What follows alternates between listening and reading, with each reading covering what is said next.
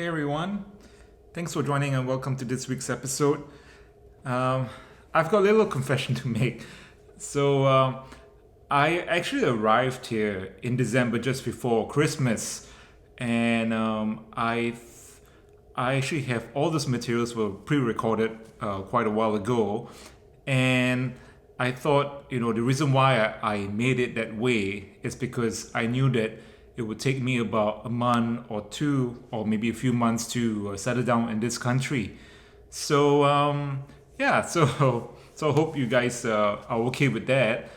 So basically, I arrived here in December last year, and everything was all right. I arrived just after the second lockdown ended, and things were going per normal. I think for me, it was a bit of a maybe shock or surprise in that sense that I came from a COVID-free zone. We only had one lockdown in April, and then the lockdown ended in Sydney around May, and so pretty much most of the time we've been either been COVID-free or we have very low COVID cases.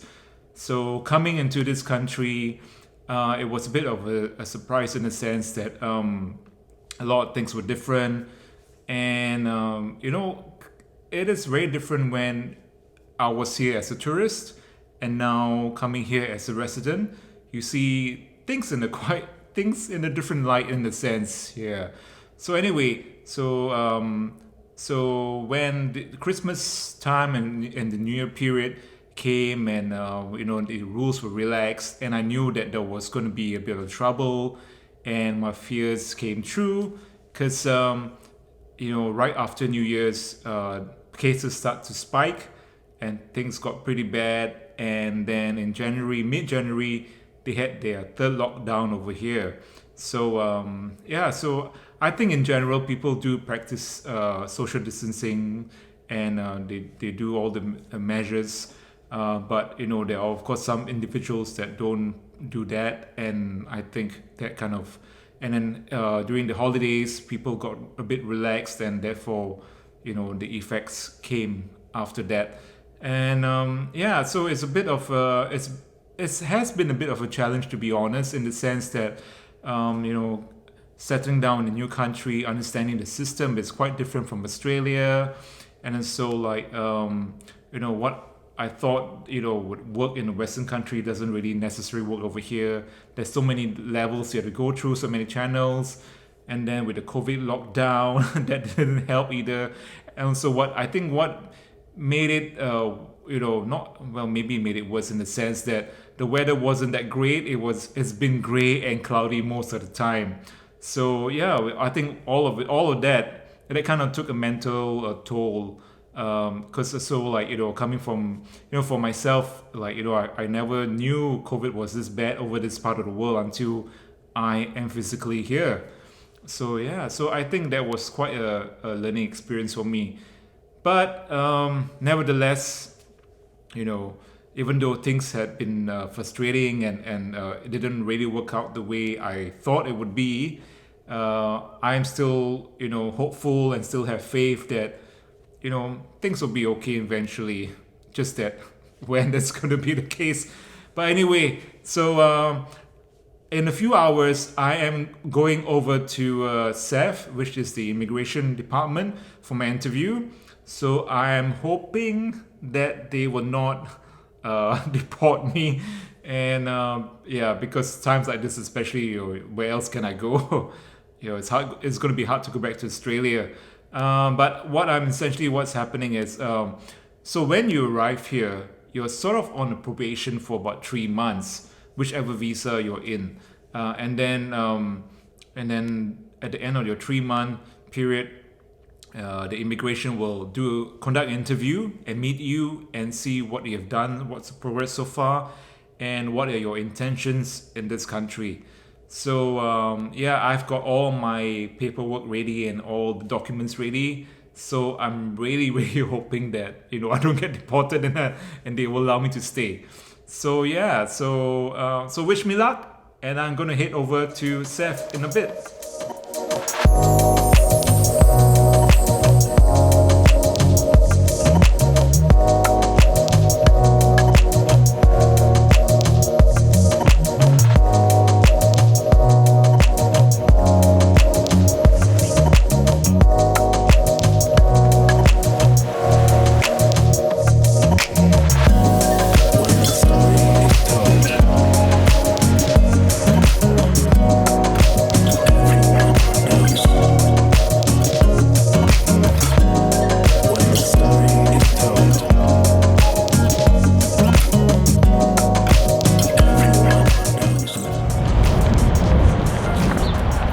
Hey guys, I just left Seth and I must say it was a damn squib. I'm feeling annoyed at the moment and just kind of upset with what happened because yeah, after building all the anxiety and trying to get as much paperwork done as possible, when I arrived at Seth, I was denied entry and they told me that they cease all services until further notice. So yeah, that was really upsetting in a sense because if they had cancelled all appointments, I wish they informed me earlier rather than making all the way there and having cancelled. But nevertheless, I shall not put my energies into that, and I like to focus on something else, something I can look forward to. So what I am going to do, as you can see right now, I'm in Praça de Comensal. So what I'm going to do right now is I'm on my way to Time Out Market, also known as Mercado da Ribeira, and I'm going to buy some ingredients, and surprisingly I can find some Asian ingredients over there, and I'm going to be cooking a dish that has a symbolic meaning to me. This is called ayam lemak, or also known as gulai ayam, and this is something I cook usually when I settle down into a new place. So yeah, so I'm making my way there. I'm halfway through the journey, and yeah, so I'll see you guys in a bit. See ya.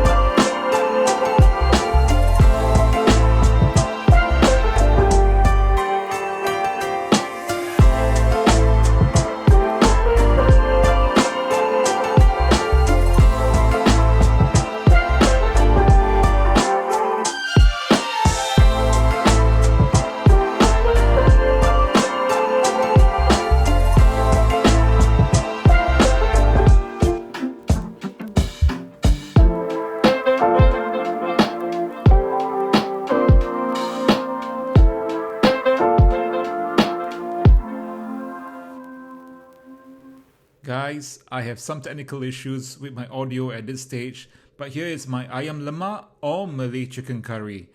I usually cook this dish whenever settling into a new place, and it is smelling really good and I cannot wait to try it. So guys, thanks very much for watching this week's episode. I hope you guys enjoyed it. Don't forget to hit like, subscribe and the bell. Here's me saying goodbye. I'll see you guys again soon. Take care and ciao ciao.